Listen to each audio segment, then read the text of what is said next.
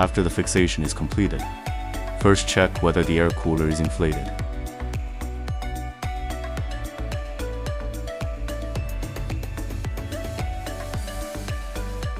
Gas is intact, no gas is damaged. Cut the temperature-sensitive cable ties.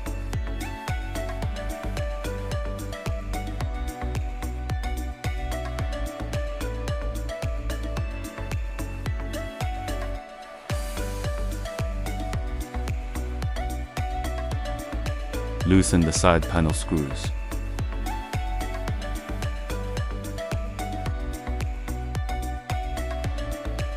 Take off the side cover.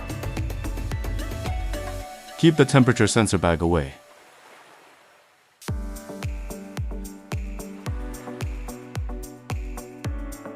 Pull out the solenoid valve coil.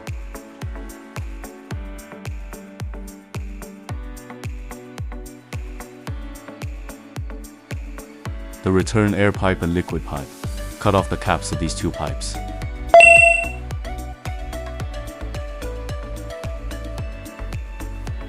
Make pipelines according to on-site conditions. Each cold storage may be different. The copper pipe required for this cold storage is very long. Copper pipes need to be laid on top of the cold storage.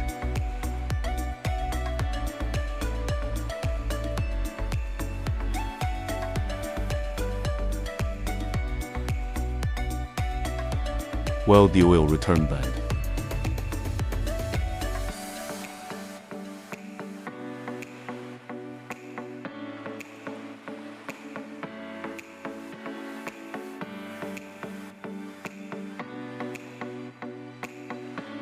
Weld other pipelines.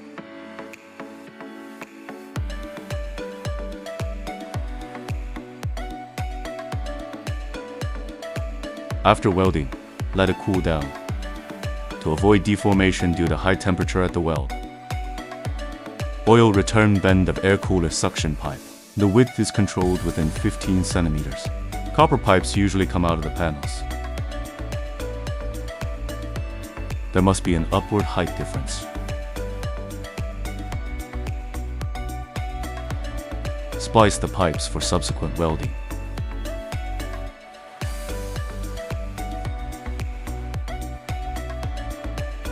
After fixing the overall pipeline position, all joints must be welded and be insulated. The white elbow is the drain elbow, facing the wall. Drain pipe, diagonal pipe, insulation cotton package, and wrap it around. Water pipes must not be exposed. Horizontal angle down 25 to 45. Lead out to drain outside the warehouse. No lateral side out or tube in the warehouse. Tidy up the bundle of wires at the hole of the pipe. Now, connect the copper pipes of the unit.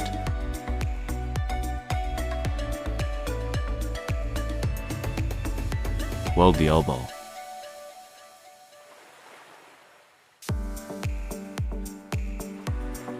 Connect the pipeline. Pay attention to the location of the external unit. The refrigeration unit is firmly fixed without tilting. Welding should be full when welding. After welding is completed, check with a leak detector or foam water. If there is an air leak, immediately turn off the compressor valve and then weld it.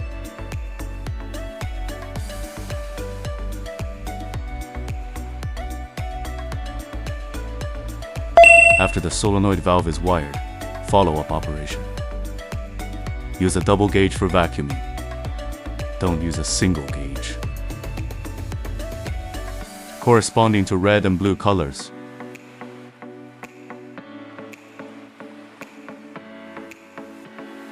Yellow tube in the middle.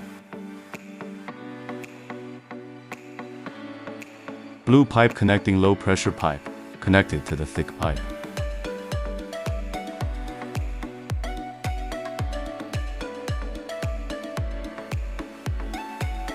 The red line is the high pressure line, attached to the thin tube.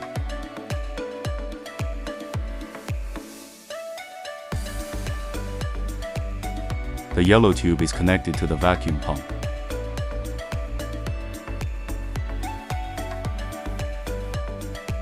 When vacuuming, the solenoid valve needs to be powered on.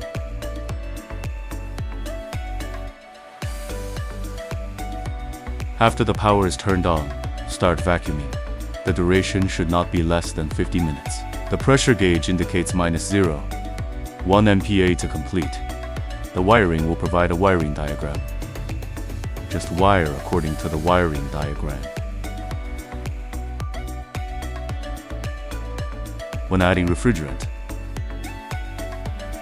the refrigerant model should match. The refrigerant tank must be inverted. Pipeline below 5 meters, 1 HP plus 1.2 kilograms, or compare the filling amount table.